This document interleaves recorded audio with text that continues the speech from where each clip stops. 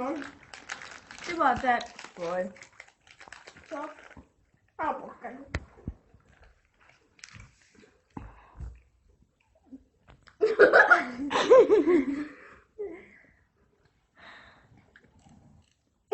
To rupe.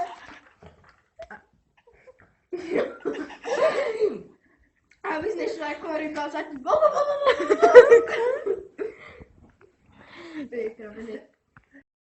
Ahoj, já jsem Kája a vítám vás u prvního vysílání TV Mix.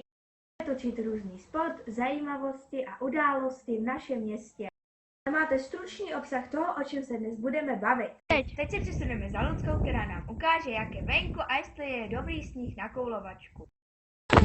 A děkuji moc, Kajko, za slovo, protože tady je venku docela zima a typu tak -3 stupně. Teďka vyzkoušíme sníh na koulovačku, jestli by mohla být taková koulovačka. Tak, už tam chytne mikrofon. No tady moc není sněh, tady.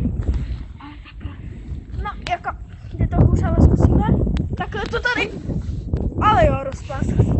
Tak já zkusím nějaký boky.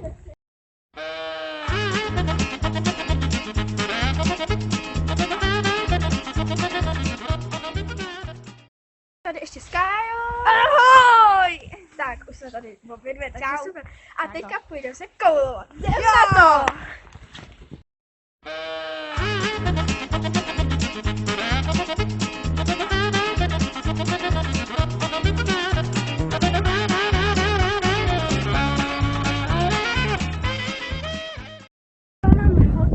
Když tak se přesuneme do tepla.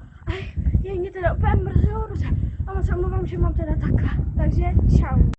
Zpátky zvenku jsme teda s Luckou pěkně promrzlí a já se s vámi pro dnešek loučím a za týden čau!